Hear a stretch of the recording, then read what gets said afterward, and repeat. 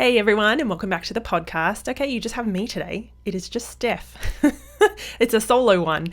And I kind of want to go on a little bit of a maybe rant. It's not a rant. Maybe it's a TED talk. I don't know. It's some of these myths and misconceptions and stuff that trips us up when our kids or teens get really stressed and overwhelmed and angry and frustrated.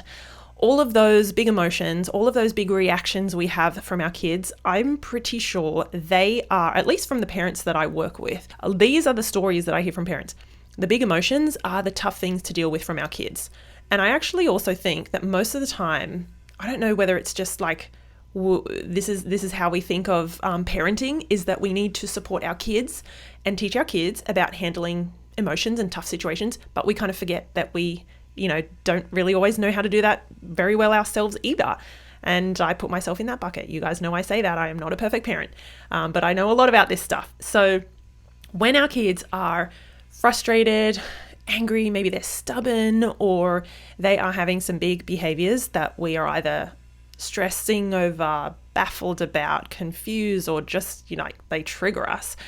This is the stuff that I want to talk about, because I don't think the topic is ever done with talking about how to deal with these moments, how to see them, how to reframe them, and how to handle them in a healthy, positive way.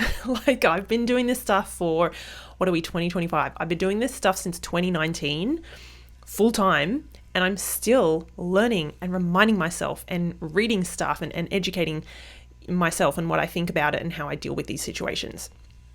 So I did a post that kind of sums up what I'm talking about really beautifully. When was this? I'm just looking down at my phone. It was back in January. Whoa. And I've actually reposted it several times since then because it hit home with so many parents. And I think it really just resonated with people because some of these myths and misconceptions, some of the ways we see an angry kid, basically, are really wrong. And society still sees angry kids this way at the supermarket or at the playground or, in our home. I think some of these messages that we get that I put in this post are still so prevalent in media, like online, but in movies and in TV shows and things like that. So I wanted to talk about it today. And the original post that I did, it went up on Instagram. That had just over 200,000 views. And since then, it has gotten thousands every time I post it. People just really get it. They share it and they comment on it and they're like, yes. This chick gets it. So here, let me read out and then I'm going to kind of discuss some of these points. Before we go any further, I want to quickly acknowledge the Darug Nation. They are the traditional custodians of the land on which I live, work, and record these videos and this podcast. I want to pay my respects to all First Nations people, their elders, and their ancestors, and I acknowledge that sovereignty was never ceded, and I stand in solidarity towards a shared future. The title is An Angry Child. An angry child does not mean that they're testing you, that they are just a bad kid, that they're asking for it. You guys know what that means. That they're intentionally choosing the hard path. I'm going to come back to that one. They need toughening up. It does not mean that they need punishing. It does not mean that you are a bad parent. It does not mean that you're a soft parent. And an angry child also doesn't mean that showing love and empathy means you're rewarding the behavior. Okay, so there's nine points there. Where do I begin? By the way, I also have the second part of this is what an angry child does mean. So we'll get to that in a second. But let's just go over some of these points. Who believes, do a mental, put your hand in the air, that an angry child, who thinks that an angry child, or, maybe were you raised with some of these beliefs? And do people around you still have some of these beliefs? That an angry child is just testing you and they need some more consequences and they need to learn who is boss. And that if you've got an angry kid or a child who is, melting down or getting overwhelmed a lot, then that just means you're a soft parent and you need harsher consequences. You need more boundaries. It is just mind-blowing how we are still believing a lot of these unconscious beliefs and these paradigms. And by the way, they're unhelpful, aren't they? Because I want to say 99.99% of the time, actually, you know what? Let's just go with 100% of the time. None of this stuff is actually true. Our kids who are angry or dysregulated and going into fight or flight a lot, even if they're just, if a child just randomly does it, once a week, and it's usually they're a pretty calm, regulated kid, none of that means that they need more punishments and they need to be told how to get in line and they need to be, forced or motivated to be more compliant. When a child is that angry over something that has just happened, maybe you've just said no to going out to the park or a friend's party, or maybe their sibling has just taken something of theirs. Like, hello, there's always a reason. If we come down hard with some consequences or a punishment or a forced apology, whatever that might be, you know what we're doing? We are totally missing what is going on beneath the iceberg. Like, poof. We're just like, we are just racing right past that. The stuff that we actually need to be taking just like 30 seconds to kind of think about and reflect on and be curious about. And we're going straight to squash that behavior. Squash that anger, shove it down, thank you, or deal with it in your room. I don't care. Come out when you're calm. Fit the mold, tick the box. So that is what an angry child does not mean. It doesn't mean they're testing you. It doesn't mean you're too weak. It doesn't mean you're too soft. It doesn't mean they're intentionally choosing the hard path. I didn't talk about that one yet, but let's jump right on it now. I remember having a beautiful parent who I coached probably 2-3 years ago now. And she said, I know this isn't right, but it feels like he is choosing the hard path or the hard road every single time. And so we unpacked that because, and what came from that discussion, I remember like in a session over 1 hour, that's all it kind of took to help her reframe that when her son was dysregulated, being really stubborn or really reactive, she realized that actually that's not him making a choice to go, you know what, I'm going to be really difficult right now. I'm going to cause a fight. I'll end up being yelled at and sent to my room and had my Xbox taken off me. Like we got to the realization that logic is super flawed. It did not make sense at all. And we came to a new conclusion of that actually there was no choice in it. This boy's nervous system was pulling him into that fight or flight state because of the way he was wired. There was no choice about it. And actually, it felt awful. He was drained and exhausted and depleted every time that happened. So there was no him choosing the hard path because it's working out well for him, because it just was not. Okay, so let's move on to what an angry child does mean. Now, in this post, I have 1, 2, 3, 4, 5, 6, 7 points. By the way, these are not exhaustive. It's what fits in a social media post. So there's obviously more to it. But this is what an angry child does mean. And when I'm talking about an angry child, as I said before, it's kind of a child who is dysregulated. You can tell that their nervous system is in some level of fight or flight. Maybe they are like low level irritated or agitated. Maybe they're grumpy. Maybe right through to the other end of the spectrum where they are overwhelmed, shutting down or blowing up in like full fight or flight mode. Okay, so this is what an angry child, quote unquote, does mean. It means, number 1, they need your help. Number 2, they are having a hard time. I know you are, but holy moly, they are too. Number 3 is that they are overwhelmed by their emotions. This is why I love emotional intelligence, because everything that we do is driven by our emotions. Every behavior, every act, every conversation, what we say and what we do is driven by our emotional state. And you could call it our nervous system state too. If I'm calm and regulated, you bet I can be flexible with my kids. I can be kind. I can take them like I did on the weekend. I drove 3 times to the local basketball courts. 1, because my husband and I took our eldest. 2, because then my eldest and his friends wanted to go later in the afternoon. And then 3, I had to pick them all up again. So I did like 3 trips there. But because it was the weekend and I was regulated and I had filled my own cup and so on, I was able to handle all of that. But man, if I didn't, you would have not an angry child, but you'd have an angry mum. Okay, so my behavior and my kids, everyone's behavior is driven by their emotional state and or nervous system state. I kind of mix those two. So when I'm looking at either of my kids who are angry or grumpy, frustrated, whatever, I'm like, okay, let's see what is driving that. Like, why are you so fill in the blank? Uncooperative, stressed, cranky, being rude. Okay, so let's keep going. Number 4, an angry child does mean that they may be struggling with their sensory environment. 5, an angry child does mean you can and should put on your oxygen mask first. Goes without saying.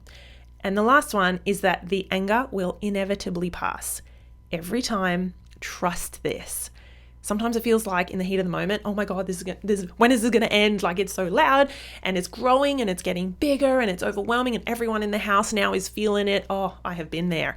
But if we can get to the space where we know deep in our bones, like we trust that these big emotions and this wave is going to crash, it's going to end, it's going to pass, then we can kind of feel a little bit more grounded, that we just have to be patient and we just have to hold the space.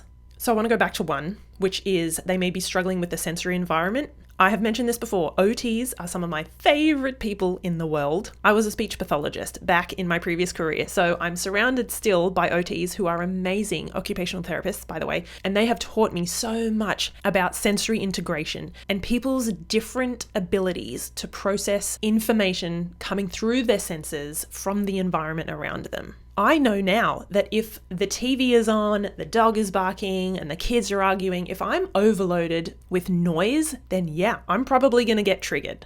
And I'll be like, turn the TV off, what are you arguing about? And put the dog outside.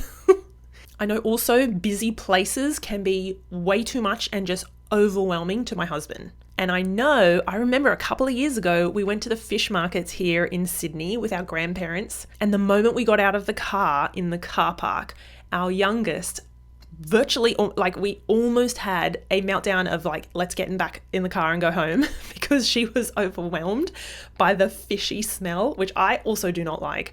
I was raised on frozen fish fingers. Oh my God. Now anything to do with seafood, fish, like any kind of seafood, I'm like, oh my God, I can't, no. It's just, I don't know. It just ruined it for me. I'm sorry, Mum. So our youngest was overwhelmed by the smell. We actually ended up finding, because it was a few years ago, like sort of when I think the second lockdowns were happening after COVID, and we had a little beautiful fabric mask, like a frozen, as in like Elsa and Anna mask that was in the car, and I dotted a little bit of like an essential oil just on the edges so that she could put the mask on and smell some of the essential oil smell rather than like the fish market smell. Anyway, crisis averted. But I was also like, I am with you. It smells disgusting, but like I go for the hot chips and that's totally fine. So let's get back on track. I think we have to honor that the sensory environment is so different for every single individual person, especially in a classroom where it is busy and there are lots of noises, noisy kids, and heaps of bodies in a classroom moving around, and then there are the lights and then the mower outside and the bells and everything. Like there's a lot going on for kids that, you know, some kids just like deal with and get on with it, and others feel it really, really deeply. And we can't know that because we're not inside their bodies unless we ask. And even then, they have to have their linguistic ability to be able to express and communicate what is going on for them.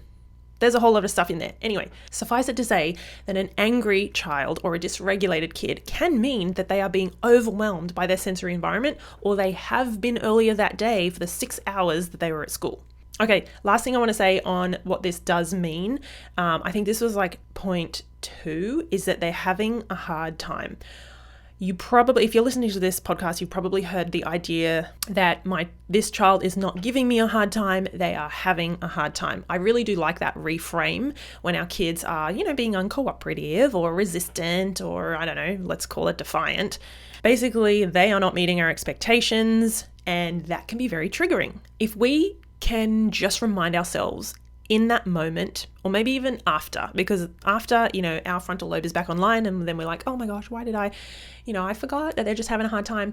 If we can remind ourselves of that, we are going to be in such a better position to bring compassion and empathy and patience to our child and ourselves in that moment. And also, I think what that does is it expands this window of tolerance that we have, that everyone has. I have been able to expand my window of tolerance. Not that it's like this giant, like double door window thing, but like it used to be this teeny tiny little crack in the wall. And my kids, when they were young, like when they were toddlers, oh my God, I have talked about that we have smacked them.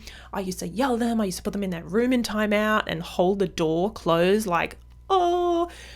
So I have been able to expand my window of tolerance, meaning I can tolerate more, I can be more flexible, I can handle the loud arguing or the screaming or the crying that used to really trigger me. I've been able to expand my capacity to handle and tolerate and be patient in those moments. Plus I have a lot different, or a lot better, I don't know, a lot different self-talk going on in my head when those moments are happening. Like when my kids are arguing about something silly, instead of thinking, oh my God, this is so ridiculous, like give it to me, no one's having it, go to your rooms, rather than like that going through my head, I'm like, kid, they are supposed to be kids, they are supposed to act like children, they are meant to have silly arguments about little things that could be solved much easier because they are, I don't know, 5 and 6 or however old they are. So my self-talk is very different, and I see quote unquote angry kids or my dysregulated kids very differently now. Oh, you know what? One thing that was not on this list originally, because I've just gone to one of the other posts when I reposted back in May, one of the points I put down is that they are in need of co-regulation because their nervous system is dysregulated. I know it sounds super sciencey and maybe too clinical, but I think bringing that objective reframe to a child, a situation, their behavior, it actually helps pull you out of like being in the eye of the storm and getting really emotional yourself, getting really triggered and taking their behavior personally. Because I used to do that all the time. I'd be like, why are you ruining my day? I gave birth to you. Like, you should be so lucky. So I see now my kids' behavior as dysregulated versus regulated, or some version of that. And I also remind myself about the power of co-regulation, meaning if I can get myself to the space where I am relatively regulated, if that means I have to step away, then I have to step away. But if I can bring my compassionate, empathetic self to a situation, that in and of itself is going to like diffuse the emotion and stress of the situation. Like it's like, you know what I imagine actually is that when you've got a boiling pot of water on the stove and then you forget about it and it's like bubbling up and up and up and then it's going to like leak out the sides. If you just take the lid off that boiling pot, then almost immediately, right, you can imagine the boiling water just like subsides, it just settles down because it's now releasing that heat. So that's kind of what I imagine like co-regulation to sort of have the effect of. I'm not diving into co-regulation here, but just to say it's very often not what you are doing or saying and the words and how you're treating your child. It's actually just your being. It's your energy. It's just how you show up in the space to hold the space for your kids to release that emotion of whatever they're going through. Okay, let's wrap it up. I have one of my last slides that I did on this social media post was they need you too, and then a colon. And then I had 6 things put down there, which I hate. I don't know why I hate 6. I think the brain likes 3s and 5s and 7s. Anyway, I had 6 points. So I'm just going to take a deep breath and move past that. So number 1 was regulate your own nervous system first. I'm actually really glad I put that before co-regulate with them, which is my last point actually. A few weeks ago, I had Justin Sunseri on the podcast. Please listen to that episode about regulation and the nervous system with him because it is brilliant. And also he actually really shifted my mindset on how we think about, do we co-regulate with our kids first? Like I've seen a lot online over the last couple of years, co-regulate before you teach self-regulation. And I was like, yes.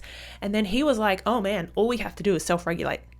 Don't worry about co-regulation. It will happen inevitably and just naturally on its own when you regulate yourself. And I was like, mind blown. He's so right. If we just regulate ourselves and work on that, we can meet our child who's dysregulated, really upset about that thing that happened and they are just not okay and that world is going to end, and we can actually help them calm down. Anyway, so my number 1 is regulate your own nervous system first. Number 2 is understand and manage your triggers. Easier said than done, but I had to put it in there because this is what our kids, remember the heading of this little section was like, they need you to. So this is what our kids need from us when they are in that dysregulated, overwhelmed state. They need us to regulate our own nervous system. They need us to understand and manage our triggers so we don't splash them out onto them. They need us to dial up our emotional intelligence. That's my like overarching, I mean, you guys are listening to this podcast for a reason. It's the Emotionally Intelligent Parenting Podcast. Number 4, they also need you to adjust the sensory environment. Even if you don't think that your child is particularly sensitive to what is happening in the environment, like imagine if you're in a restaurant or a cafe. I mean, there we go. The noise, the busyness, the visual overstimulation. But even sometimes if you're at dinner, like if you're having dinner at home and it's not like you're not out and about, even then, like I've had moments where if, let's say, my youngest has been upset about something, I will scoop her up and I will take her into another room and I'll be like, let's just come and sit with me. Don't worry about eating. We'll get back to that. Tell me what's going on. Like, tell me what's up. Let's just sit here for a moment. I just remove her from the situation or the room or her brother. So anyway, adjusting the sensory environment, that's always something that you can keep in the back of your mind. Number 5 is be patient and compassionate. They always need us to be patient and compassionate. Ugh, it's so hard. I feel like becoming a parent is probably like life's biggest, like journey, job, role that no one prepares us for. Yeah, so number 5, they need us to be patient and compassionate. Even if you're like, how can I be compassionate and how can I really be empathetic because they're crying over the blue cup, not the red cup, or they're upset that their stupid friend, who actually I really don't like anyway, hasn't invited them to the party.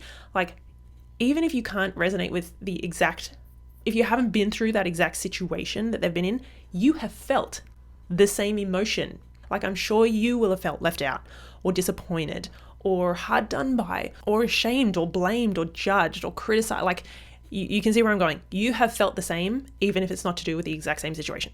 Last one, number 6, is to co-regulate with them. So I'm just going to say, go back to, I have done conversations, I've done episodes on the podcast about co-regulation a long time ago. I have also spoken with Justin Sunseri, who knows so much about the nervous system, more than I could ever hope to. And so I would just encourage you to go back to one of those episodes. I'm going to leave it there. I hope that was really insightful. I hope you kind of enjoyed me reading out a really popular post and that just, I think, resonated with a whole lot of people. Please keep in mind that if you got something out of this episode, I would love, love, love you to take 30 seconds to do a little rating, like a star rating or a review on the platform that you're listening to it on. Could be Apple or Spotify, whatever. It really, really does help get it out and push it out on the platforms to other listeners or people who might be interested. Not many people rate or review it at all. We've got lots of listens, or actually we've just crossed over 70,000 downloads since it started back in November 2023. So we're coming up to 2 years in a couple of months, and we've got a few reviews, but not too many. And it would be awesome if you guys could, even just 5 of you, that would be so good. 5 new reviews, imagine that. And it can just be like, that was helpful, or, good for parents. You don't have to overthink it. Okay. Whatever you have time for, I really appreciate it. So thank you. Keep raising those emotionally intelligent kids and keep being kind to yourself. Self-compassion is where it's at because this stuff is hard, but you're on the right track. And I hope this helped. All right, I'll see you guys in the next one. Take care.